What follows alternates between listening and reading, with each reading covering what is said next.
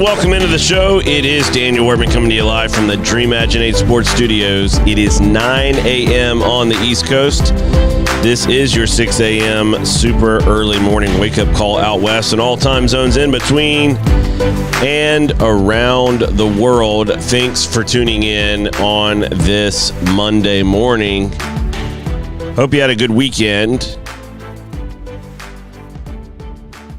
I have two boys. My oldest son's birthday was yesterday. Turned 15. My gosh, I can't believe that we already have a 15-year-old in our house. It's kind of crazy, but that was most of our weekend, was celebrating his birthday and having to do it as so many are with these weird and strange times, and not really being able to do something big with a party and things like that, and mainly just family. But it was a good day nonetheless. Hope you had a great weekend as well.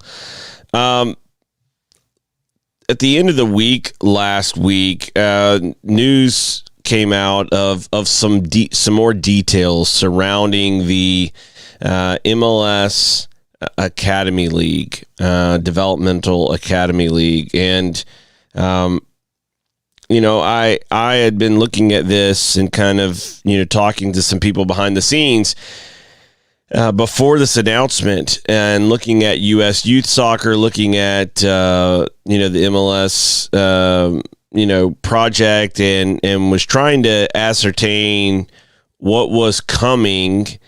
And it just really felt like what was going to be announced, what was going to come, was more of the same. And by more of the same, I mean U.S. Soccer's Developmental Academy project that was launched back in 2007 under new leadership. So instead of U.S. Soccer running its own DA, that Major League Soccer was now going to be running the DA. They were going to oversee everything. It was going to be their project, and in some ways, it became clearer for a lot of people what had been felt for a long time, which is that Major League Soccer already ran the DA in many ways, and now they officially were taking it over. When we saw the announcement at the end of the week, that feeling really didn't change for me. It really solidified for me. I looked at what was announced, and I don't see anything substantive that matters in terms of changing the landscape of youth soccer. U.S. Youth Soccer is a separate organization from the Federation. A lot of people don't realize that. They don't understand that. But it is a separate organization. They have their own board of directors. They get their sanctioning to run their programming from U.S. Soccer. But other than that, they are pretty much an independent organization.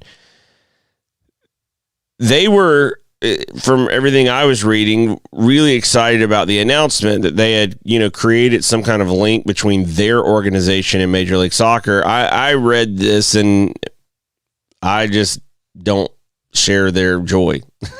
I don't share their joy, and looking at where things are at the moment, not where things may end up in a year or two from now, but the things that have been announced, and that's all we can go off of. I mean, we can speculate about what could happen down the road. There's so many things that could happen. But as with a lot of things in U.S. soccer, unless it is, written down and publicly announced with a timeline, a date, I'm not confident in those speculations. For how many years has Don Garber and Sunil Gulati played this, well, in 10 years, maybe we can have that conversation. And, in 5 years this, in 15 years this, we're just not quite ready yet, and blah, blah, blah. And, that's what I see with this U.S. youth soccer announcement and Major League Soccer announcement regarding the new DA, same as the old DA. Nothing has changed for 99+% of youth players in this country. What you were locked out of before, you're still locked out of now. You don't have access based on sporting merit. Your team, whether it's good enough or not, cannot earn its way into the developmental academy league. The DA is not present in many states, not cities, but states. And you look at the number of teams participating in this league.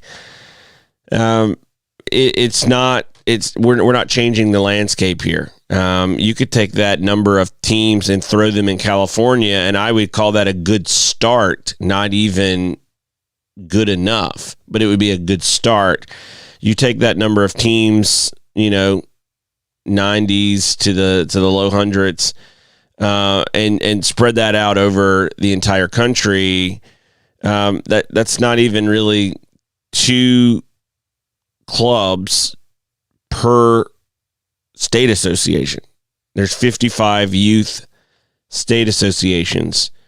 That's just not good enough. And so without the ability to earn your way in, some of the things that U.S. Youth Soccer we're excited about is that we're going to get, scouts at a few of these events, these showcase events. And as someone who has gone to Europe many times and has observed the way things are done there in the youth, landscape, especially scouting, and meeting scouts. We've had scouts on this show, European scouts on this show, and talk to them about, how do you scout players? What are you looking for? What's the process?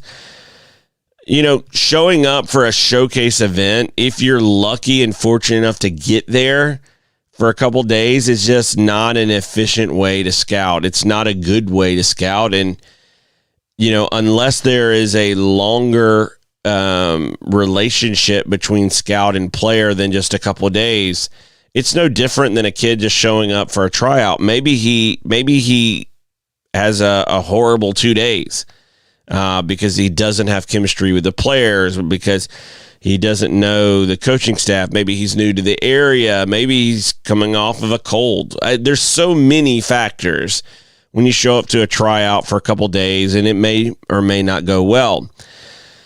When you go on trial overseas for clubs, it's usually minimum 2 weeks. They would prefer longer if possible.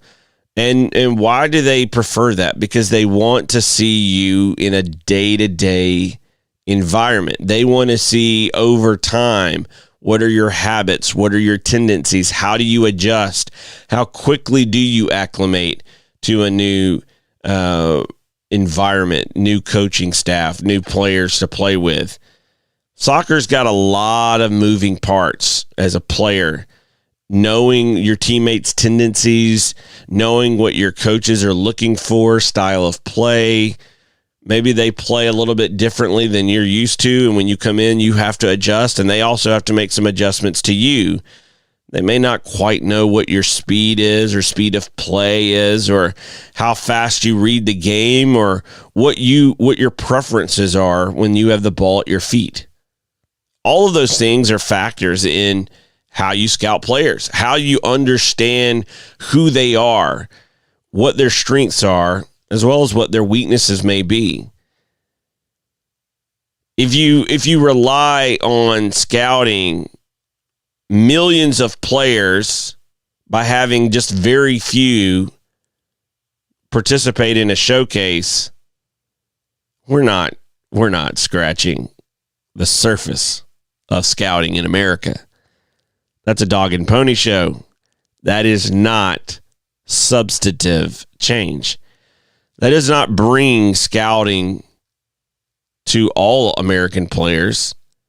And it also, for the few who are fortunate enough to show up and play in one of those showcase events, does not guarantee that scouts are going to be at their club, in their club practices and their club matches after that weekend's event.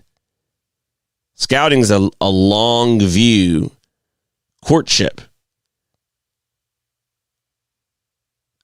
Whenever we look at things that need to happen in this country, things that need to change in this country, and we look at the recent announcement from the MLS and U.S. Youth Soccer, I just don't see anything here that is exciting.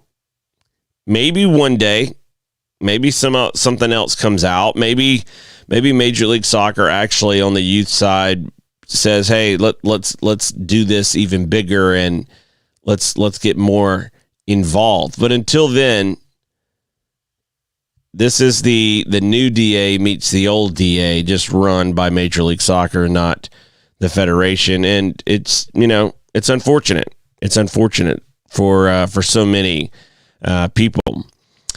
Last night, I put out a thread. I was doing some research for the show today, and I wanted to talk through this for just a second. And I wanted to set this up by saying this. In American sports, we have bought the myth, the lie, that only a few dozen cities, only a few dozen cities in America can handle professional sports. That only a few places in the country are worthy of professional teams. The NFL, Major League Baseball, the NBA, Major League Soccer, they all keep it somewhere in that 2 to 3 dozen range. When you look at the landscape of football,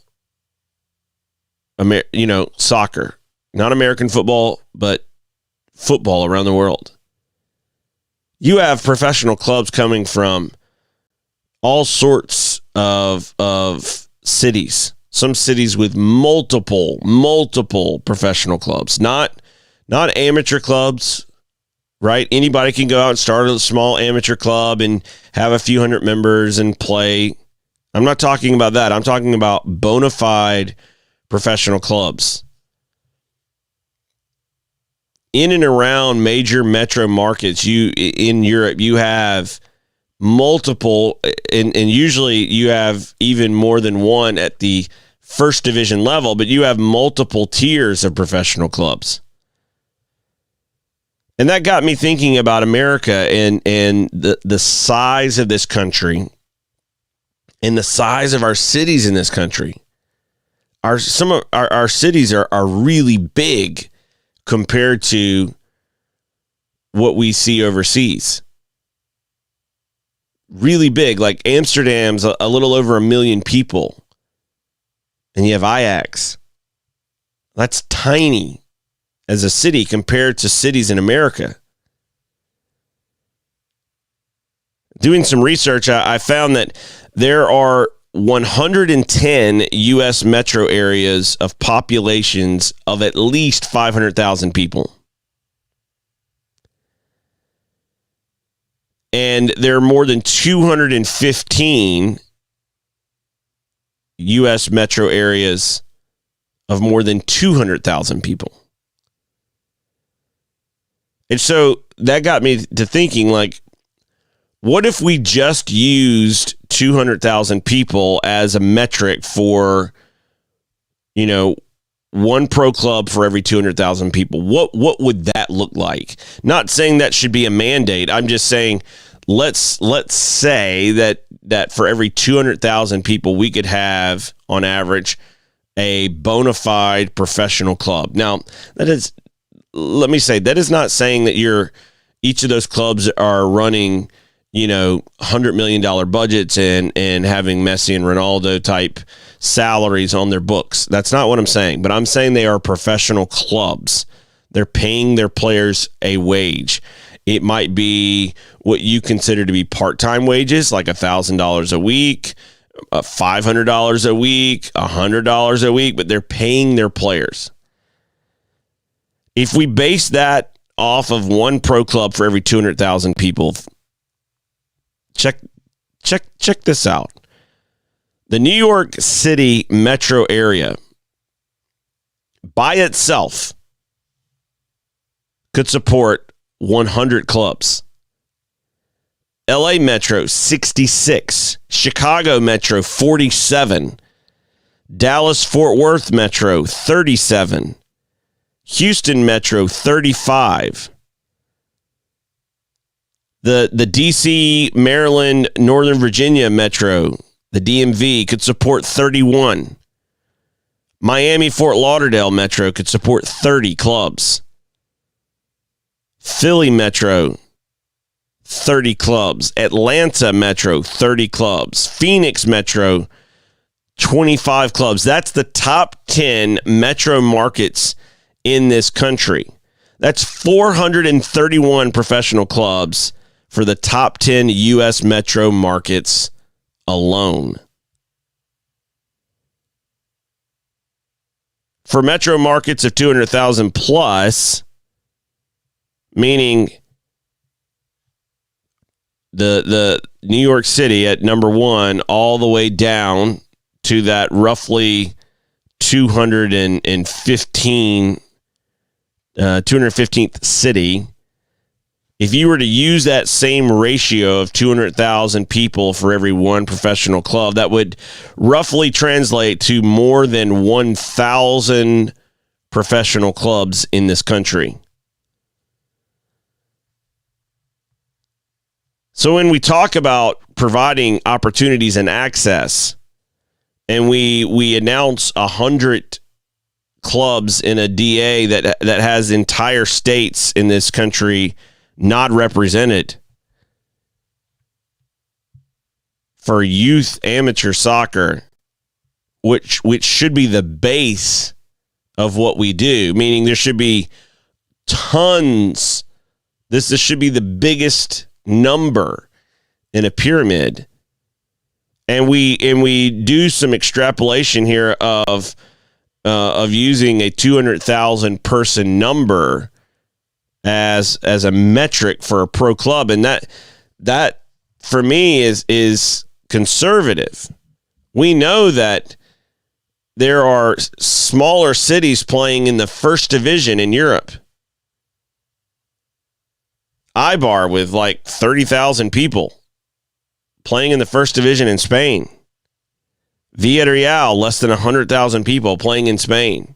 Bournemouth in the Premier League, same situation. So what do we do? How do we create a land of opportunity? How do we Americanize sports? Because I would argue, a lot of people say that we have to Americanize soccer and that we have to adapt it to America. And I would argue that we're actually doing the opposite. America claims to be the land of the free, home of the brave, a land of opportunity. Our sporting system in America is very un-American. If we want to Americanize sports, we need to open everything up to everyone and say, look, if you can build it, you're welcome. If you can do something on the field and you have success, you get rewarded. We want to grow the game. Make it possible for anyone to play anywhere. Is it likely that Montana or Wyoming are going to have teams in the first division in a sporting merit pyramid? Probably not. But that would be on them. Can they do it? Can they prove it? Can they make it work? Again, that's on them. That shouldn't be on a gatekeeper somewhere. Our system should regionalize starting at the very top. We need to do that to reduce travel and not just travel expenses for clubs, operating expenses, which are very, very expensive. But we should be trying to avoid plane costs, plane travel as much as possible. You're not going to eliminate it, even at the highest level. But you need to reduce it. But we also need to do it to encourage fan support at home and away matches. You want that passion level coming from both sides, even if it's 1,000 away fans at the match.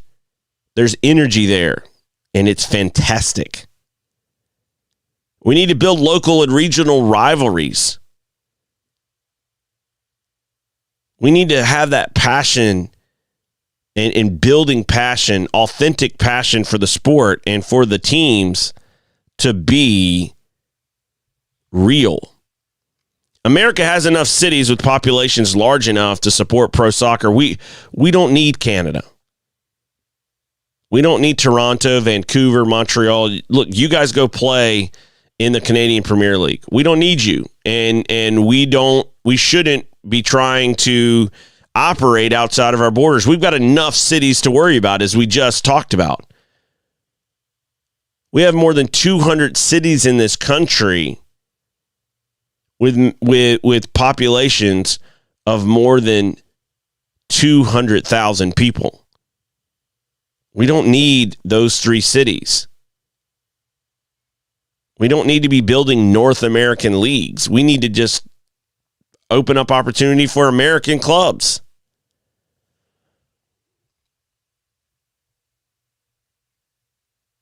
As a result of our closed system, including this developmental academy system that was relaunched under the direction of Major League Soccer, no current club, league, or organization can claim to be or have developed to a status of elite, world-class, premier, etc. We have so much work to do, and only sporting merit can accurately provide that type of systematic feedback. I have said this repeatedly on the show, and I believe this, that America could be the greatest soccer country on earth. We've got to work together to truly grow the game for all in order to reach that level. That means opportunity and access for anyone everywhere. It is possible with good leadership and bold vision, but we have to come together to get there. Our sponsor this half hour is Ductic Brand, DUKTIG brand.com. And they are the makers of some really great products. And you should check them out today at DUKTIGbrand.com. And if you find a journal, a notebook, a trainer, which is their coaching notebook, these are soccer-specific notebooks, do yourself a favor, place an order, use promo code DWShow. You'll get 10% off of your order at ducticbrand.com. We'll be right back with an interview that we were able to a Zoom interview we were able to record with Evan Ramis, the general manager of Maryland Bobcats Football Club, Maryland Bobcats FC, coming up right after this.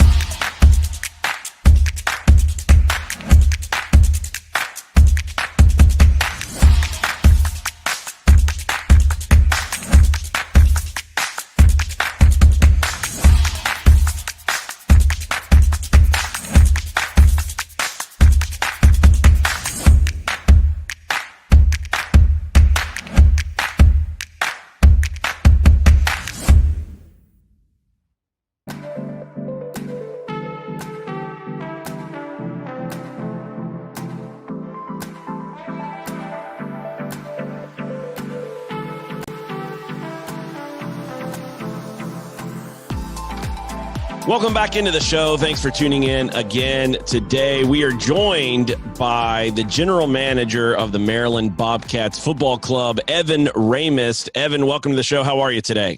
I am great. Thanks for having me on. Always happy to talk about the club. Yeah, so look, give us a little bit of background, founding, history, story of the club. When was it created? Where is it located? Obviously, with the name Maryland, we're pretty sure we know what part of the country it's in, but give us a little bit of a background history on the club. Yeah, it's actually a longer history than I think people realize or think. So about 10 years ago, there was a group of guys, not me, that played in Maryland majors. There was, I think it was, and I was not on offense, I think it was Lions FC. So there's a cat theme going on for some reason, but it was a bunch of guys that knew each other, friends, wanted to keep playing, and through a team in Maryland majors. And then that was kind of the status quo for 5, 6, 7 years. We've had a couple partnerships with youth clubs here and there to couple name changes. And then, about a year ago, a little under a year ago, we made the kind of switch to Maryland Bobcats FC. New name, new logo, new everything. And we've kind of been going since then. So this club, our ownership has been together for about 10 years, and there's still 3 or 4 guys probably that have been playing on the team since this started. One of our owners, who he hates when I talk about him because he just wants to be in the background, but he was the guy that brought this all together, and started. He played, and now he doesn't play. He's in the background, but we are based in Montgomery County. It's a little bit outside of DC.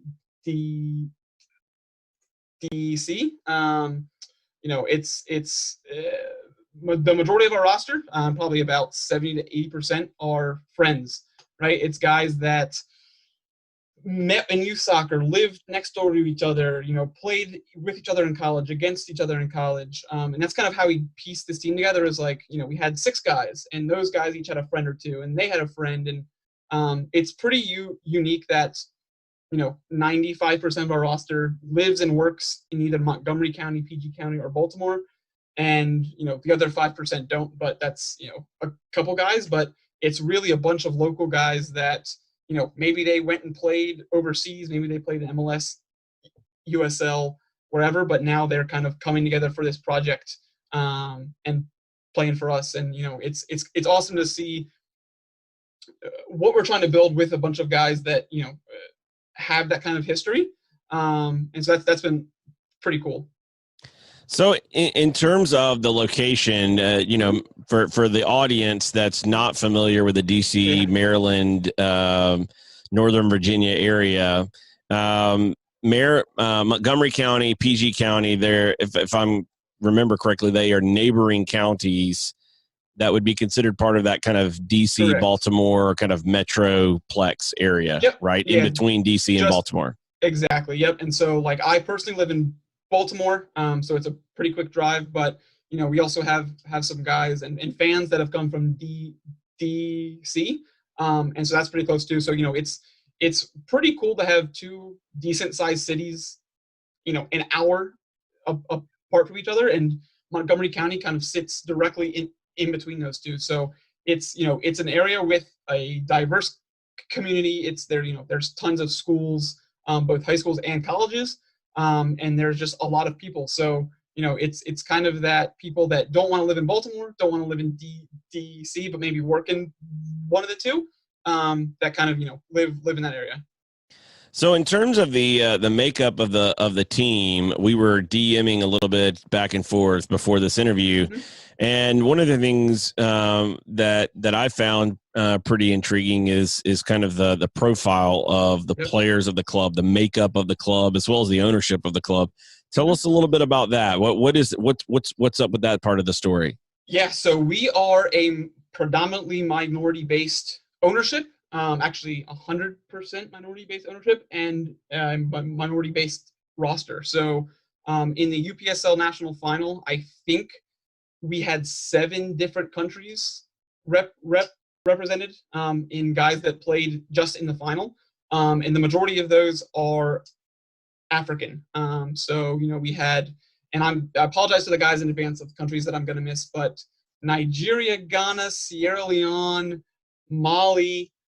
I don't know. There's like 3 or 4 more, but it's a predominantly African American team, either first generation American, that their parents came here, or they, moved here when they were 4, 5, 6, and came over, and they've kind of carved out this little piece in Montgomery County. And same thing for our ownership.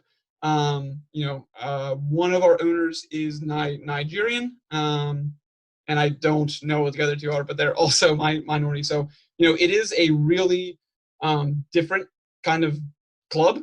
I can think of off the top of my head, and I'm sure there's more, right? But I can only think of one club that's kind of run this way, and it's Philly Lone Star. They're kind of the same thing, predominantly African based. And for me, it's really cool to be able to do this with this kind of different makeup than what is usually in American soccer, but also to kind of show like, it doesn't matter where you're from, your background, where you grew up, anything. Like, you can come together, you can build something awesome, you can give back to your community, and and you can play some pretty good soccer too. So what drew you to this club, to this project? You said it's been around for about 10 years in different forms. Obviously now in the last year plus under this name, Maryland Bobcats Football Club. What drew you into the project, and in getting into the project, how much was diversity something that was part of that attraction? Yeah, so I have a very kind of different path to this club. So in 2017, I had graduated. I got my master's end of 2016, and I was moving down to this area for a job. And I played soccer in college, small D2 school in Pennsylvania, and I thought I'd be done playing after college. Pick up here and there. Maybe a men's league or something. But I was gonna. It'll be 6, 7 months. I've had 20 years of my life that I've nonstop soccer. Like, I'm gonna be done. Well, it turns out that I was not. About 2 weeks after that, I wanted to play again. So Maryland Majors has a kind of like free agent page on the website that players can post, like, hey, I'm a goalkeeper, I'm a center mid, I played here. If teams need players, they can reach out. And Jay, our owner, just happened to be the first guy that emailed me back. He said, great, yeah, come out to a game. Like, we didn't have practices at that point. That was just, it was games on Sunday nights, and that was it. And I came out, and that's where this all started. I'm probably one of the small few that didn't have a connection to a player or an owner or a staff member previous to coming to the club. And I loved it. Not only was playing in a competitive league with fantastic players great for me, and I love doing that. But the guys, the second I got there, they acted like they had known me for 5, 10 years. They were fantastic. Come into a new team, in a new city, right? Didn't know any of these guys, and they were great. And it kind of ballooned into I'm playing every week now. And then 2 years ago, coming up on 2 years, we had a U.S. Open Cup qualifier in Rochester, New York. So upstate New York. It was like 8 or 9 hours away. And we're on the bus going up there, and I'm kind of half asleep. And I hear our owner and our head coach talking at the front of the van we had got, and they're like, man, we really want to try to build this. We want this club to grow. We just wish we had some outreach. And I kind of like perk up. I'm like, guys, I do marketing for my day job. And that was kind of the first. I was like, guys, if you would have told me this 6 months ago, 8 months ago, like we could have been doing stuff this whole time. But what started is me posting a couple tweets, updating Facebook, taking a couple pictures on my phone, and posting them. Probably about half an hour a week's worth of work. Quickly ballooned into more and more, and doing more, and the club's ambitions and the club growing. And then last August, I tore my Achilles. And so, I couldn't play. Obviously, I had surgery, but it kind of, I tell people there's never a good time to do that. But in terms of what I was doing for the club and what the intention that I think the club needed and what we were trying to do, it really couldn't have come at a better time. And, the past 6 to 10 months, the kind of growth both on and off the field for the club has been huge. And our ownership has kind of given me free reign to kind of run the PR, marketing, social, who I reach out to for partnerships. They want to see something back sometimes, right? But they've kind of given me that free reign. So, I've kind of gone from not knowing any of these guys to playing and doing a little bit of front office stuff, and then now it's full front office. And we have some big plans, and definitely doing some more than we were a year or two ago. Before we get into some of the ambitions and aspirations of the club, I want to first ask you, as someone who with our audience, people might hear about college soccer, and then they hear about the UPSL and the NPSL and USL and like all of these alphabet soup of names, right? How would you compare your playing experience playing with these guys, with Maryland Bobcats, versus playing in college? Was the competitive level close to the same? Was it better, worse? Or what were your initial experiences coming in as a player from Division II college into the Maryland Majors playing with the Bobcats? Yeah, that's a great question. So, I played at a fairly good club, youth soccer too. And, I am a goalie, so I'm only about 5'10". So, that I had that going against me. But, it was the first game I played with this team. I knew right away that, I probably should not be there.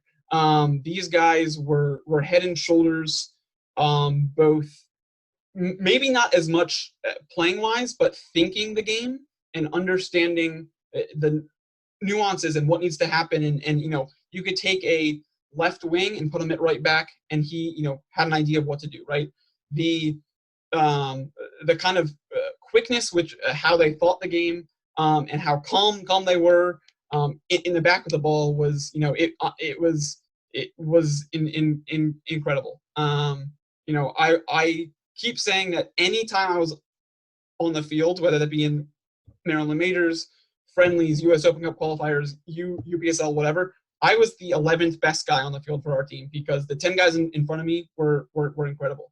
And it being a part of this project and being here for so long, and now that we do train, and before I got hurt, I was training. It really kind of hits me. These guys, they're not making.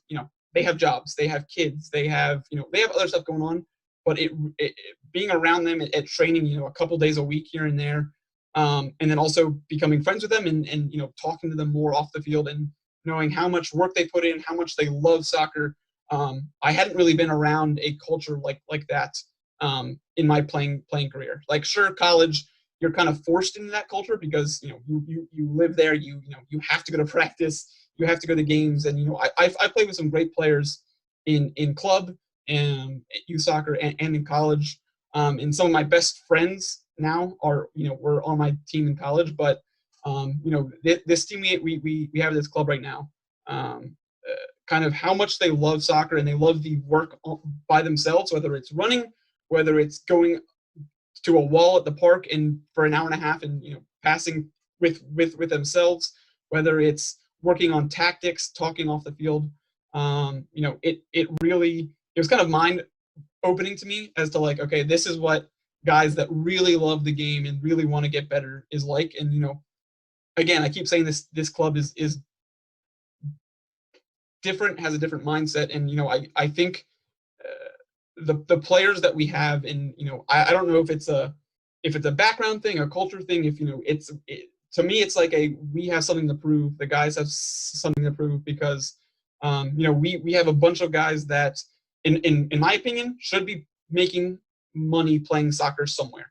Not saying making tens of millions of dollars, but they should be making a living playing soccer. They're that good. And a lot of them have been overlooked for they couldn't play club as a kid because they didn't have the money, and because of that they didn't get a look from colleges, and because of that, they in the U.S., they couldn't really advance, and the guys that did, we have a couple guys that were drafted, a couple guys that played in Europe. Maybe they weren't given the chances that I think that they probably should have been. And it's this kind of group coming together that they're doing this because they love soccer, and I think that they have something to prove. So I want to continue to going down this road for just a minute. You brought up some interesting points that I think are really important for American soccer, and that is the culture piece, the kind of immersion into the game, this kind of 360-degree, 24/7, 365, live it, breathe it, love the game kind of deal.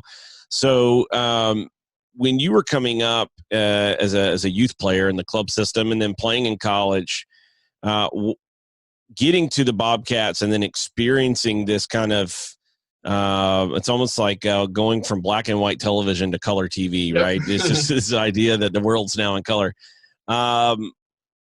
What do you think? What do you think is missing for the traditional American youth soccer pathway that they're not getting? What aspects are they not getting about? You can pay all the money you want for private training and expensive pay-to-play clubs and paid coaches, et cetera. But, you're describing things that are not, coming through, at least in a lot of places around the country.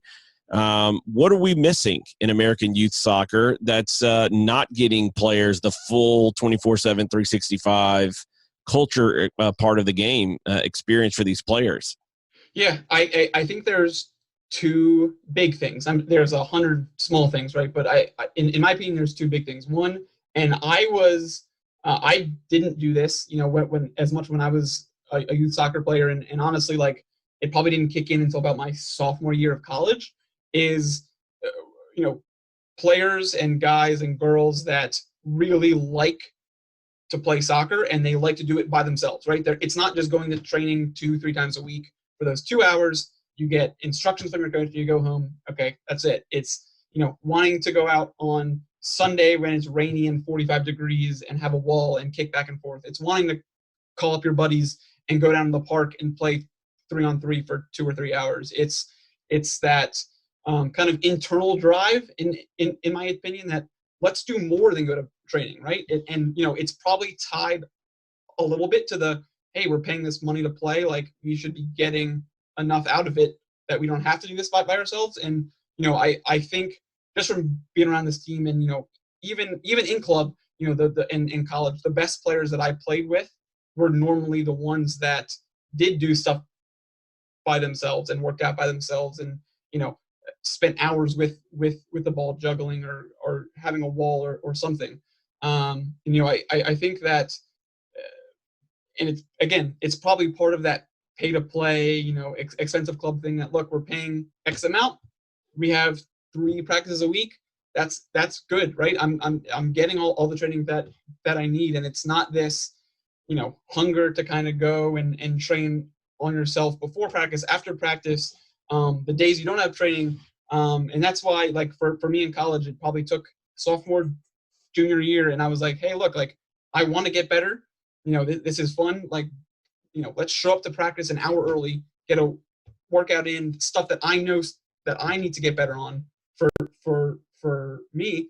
And then let's go hop in the team session where we can do stuff as a team, or let's stay for an hour after training and work on free kicks or crosses for me as a keeper, or something that I know that I need to get better at, I need to get more confident in, or the quote unquote off season, right? I think that there's a lot of off season in soccer in the U.S., both youth and college, especially that whole kind of spring. We have a spring season in college soccer, but it's not, you're not getting games every week. You're getting 3 to 6, 7 games ish in that spring, and players around the world are competing for spots day in, day out, week in, week out, and sure, there's great players in college, there's great college programs, there's great coaches, but it's, they're limited with what they can do by the college system, right? They're not allowed to coach their players 52 weeks a year, right?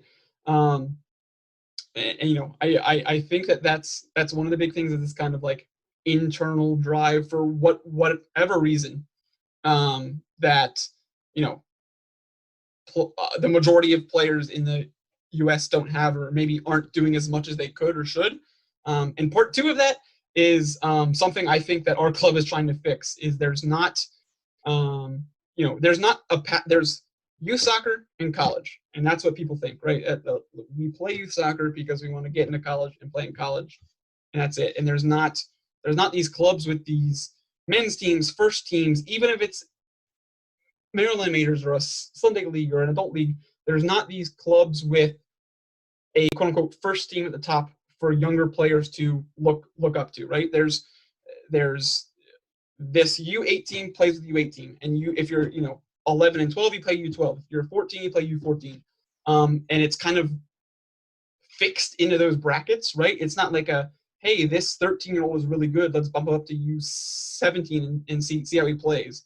And that's, we announced our youth program like 2 weeks ago now, and that's kind of the pillar that we're trying to build, right? What we're trying to do something different in the U.S. with soccer, where we're gonna have a first team, right? And potentially a second team, that these youth players are going to get coached by the players. Not all the coaches are going to be players, obviously, but some of the players, so they're going to interact with them, every week. But two, it gives them something to look up to, something to try to achieve. Where now, hey, I could go play in UPSL and NPSL, whatever other league is going to come later, right? That as a 14, 15, 16-year-old kid, if we and our coaching staff think that kid is good enough to hop in our first team training sessions, we're going to bring them up. It's only going to help them get better. And, if they can't handle it, great. They're 13, 14, 15. It's fine. But if they do, great. Now we just got ourselves a new player that we can use to develop and coach, to kind of bring up through the ranks. And, there's not a lot of teams in the U.S. that have that pipeline, kind of that goal that these kids can have, to even if they never get there, right? But it's a goal that they can have, and they see the first team training and the first team coaching them, that they can kind of say, look, I want to be like that guy. It's not a Cristiano Ronaldo or a Messi or someone. It's someone in their club that they can kind of look up to and be like, hey, you know what? I want to do that someday. So I think those are two, at least for our club, are kind of the two big things that we're kind of trying to change. So in terms of your aspirations as a club, what are give us a little bit of the, zoom out for a second, give us a little bit of the big picture. What's the ultimate goal here for the Maryland Bobcats? Yeah. I've said for a long time, and our owners have too, that we are a professional club. And by that, I don't mean our sanctioning, our division, whatever. It's how we handle ourselves as a club, how our players handle themselves, how we, the approach we take to training, the approach we take to travel, the approach we take as a club to try to build soccer in Montgomery County and in Maryland. And, our ambitions are to bring professional soccer to the state of Maryland, and to kind of have, the first of its kind club in Maryland, right? With a youth system that funnels up through a first team. What that looks like, I don't know right now, right? I don't know what that looks like, but for right now, it's let's put the best team that we can from our first team on the field.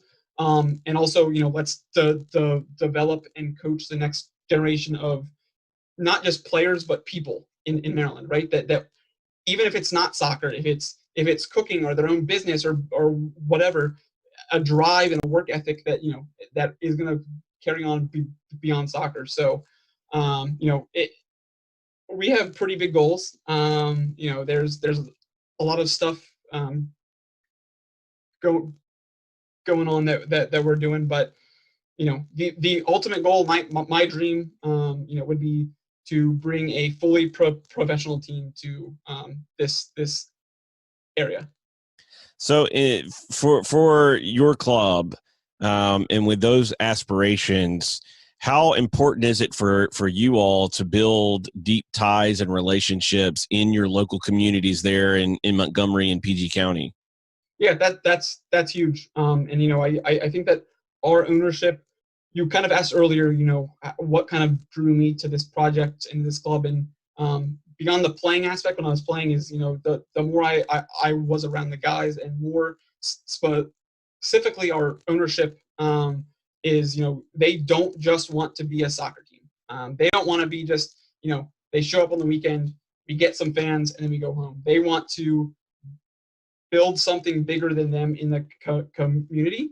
And that isn't just soccer, right? It's not like just the rec program, or just putting on clinics and stuff. It's really trying to make a difference in the community any way we can, right? And whether that's soccer related or not, our ownership has put a really high kind of importance on that, right? We want our guys out in the community doing great things, whether it's directly tied to the club or it's their own thing.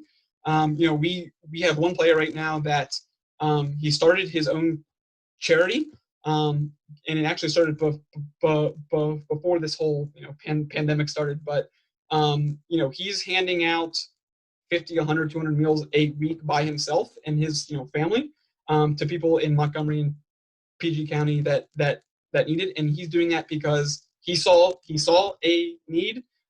He had the means, and he had a way to do it, and then he went out and built it. And he was a starter and a big part of the reason why we had such a great season last year.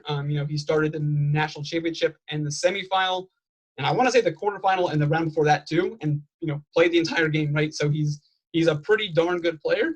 But he's also doing the stuff off the field that makes us proud, and it's the kind of people that we want in our club. And he doesn't promote that, hey, I'm this player on this team that's doing this. We don't necessarily promote it. We'll tell people about it and stuff, but if that's just him doing something that he feels is right. And again, that's the kind of people that we have in this club, and that we want to keep building. Last question for you. As you have some experience playing different levels of the sport, different age groups, etc., with your pathway coming up through the kind of youth club circuit into college, and now playing at the NPSL, UPSL level and league play with the Maryland Bobcats. What do you, as an organization, look at with our, American soccer system? What do you guys look at in terms of areas where the system is either helping or hurting your ambitions? Yeah, I think that we are lucky, our club, because Maryland, DC, Virginia, there is so many high quality teams. There's so many good players, and that's both youth clubs, it's colleges, it's clubs like ours. It's guys that have played other places and live or were from this area. This area has so many good players, and I think that's a reason why there are so many good teams in this area. And for our area in particular, that's obviously helping, right? We have good players. There's good players to play against. That's helping our guys. We would love, we would love to have a chance at bigger teams, right? Even if we get waxed 4 or 5-0, hey, at least we know, we know what we need to work on. I personally don't think that would happen with the squad that we have, but as a soccer fan, and as a independent of the club, right? As just someone that loves soccer and loves to watch soccer, there needs to be some kind of pro rel, some kind of upward, downward, whether that's within a one league or a bunch of leagues or something, or just something. It needs to happen, right? It gives, not only gives clubs like ours incentive to keep playing and keep doing well, but it gives other owners like that we had the onus to start clubs, right? To start to get friends together and put a club together, and in 2, 5, 7, 10 years, like what can that be, right? Like we started really building this project probably about 3 years ago, in the current form, and the changes and the things that we've been able to accomplish in those 3 years. If you would have told me, like, I would not believe you. It's been awesome, but there's more that we want to do, and without a lot of money, it's hard to do. And it while there is great soccer at this level, and we've played a ton of teams in Maryland, across the country, it disincentivizes investment in soccer, and kind of like getting back to the youth question earlier, I think it kind of disincentivizes the developing players. If a club puts a kid or two in college in at a Maryland or at a UCLA, they're great, but like, what is that doing for the overall majority of players in the U.S.? I would argue not that much. But having a system where there is a first team, and if they keep winning, they're going to play better teams, get bigger, get more fans, get more investment, get more sponsors, money, whatever. That also trickles down to, kind of like I was saying earlier, the 6, 7, 8-year-olds that are starting soccer, and now they see this first team that, hey, 3 years ago, 3 years ago they were playing here, and now they worked hard, and now they're playing here. Oh, by the way, Johnny, that was 14 3 years ago, is now 17, and he's playing with them. And if I keep working hard, I can be Johnny and go play with them too. And it's hard, right? Because on one hand, I think that there needs to be change, and there needs to be something different. But on the other hand, we are still trying to build a club within the confines that are currently there, and put the best guys that we can on the field, and win as much as we can, and kind of do everything to further our club and our players. My goal as the GM, and what I try to do is I really try to get our guys as much high quality games as possible, so that other clubs in the U.S. and outside can see them play and see how good these guys are. If that means calling up a team from Pennsylvania and getting a friendly and taping it myself, like I'm going to do that, because, like I said at the beginning of this, we have guys that, in my opinion, should be getting paid a lot of money to play soccer, and for whatever reason they're not. And I kind of see that as my goal and my job to kind of promote these players and be like, look, Maryland has some great players, and like, you guys are just not willing to look, not able to look.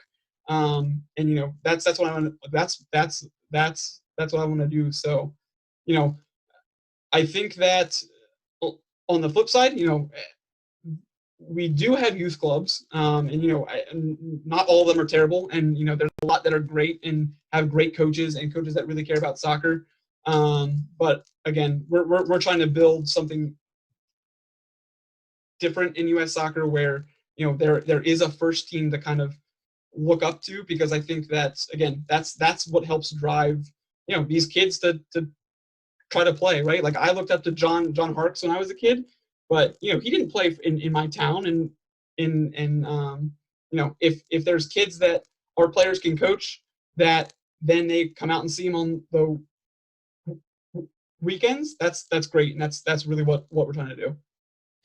Well, look, Evan, I really appreciate your time on the show, and best of luck to you guys. Hopefully, everyone stays safe up there in Maryland, Montgomery, PG counties, and the surrounding DC, Baltimore metro area.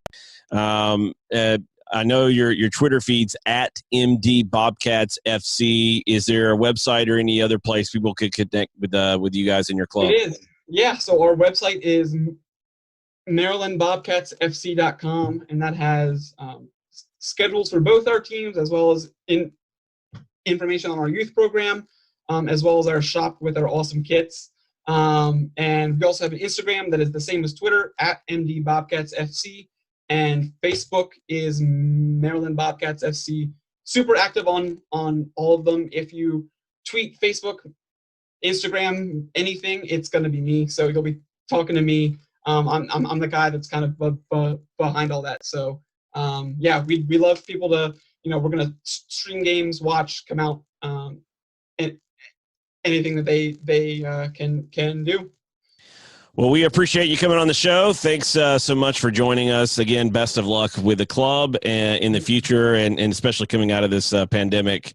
But thanks for taking some time to do the interview and talk about the project and the system in which you play. And you can hear the emotion and the connection to the club and the story and the people's stories within the club. And really that's what authentic club soccer should be about, is highlighting and showcasing those stories and providing a platform of opportunity and access so that those stories can kind of rise up organically from anywhere, not just where we think they should be. So again, thanks for coming on the show. We appreciate it. Look forward to having you back on again soon.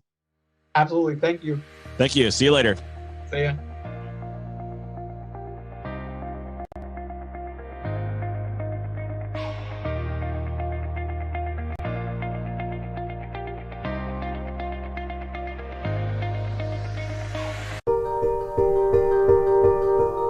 No one, no man, no woman, no child should ever have to drink green water with bugs, with algae, with disease in it.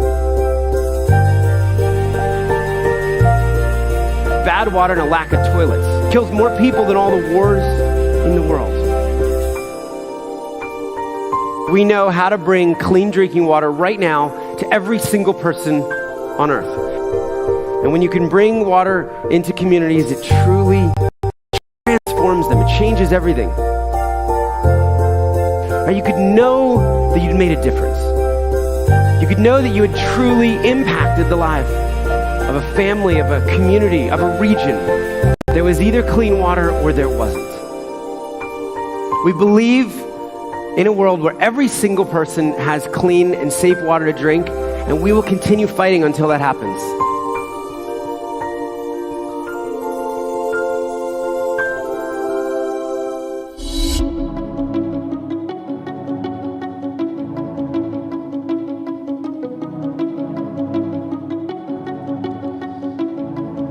Thanks for watching today. As always, big thanks to Evan Ramist, General Manager of Maryland Bobcats FC, for joining the show. Hope you have a great day. We'll see everyone again tomorrow.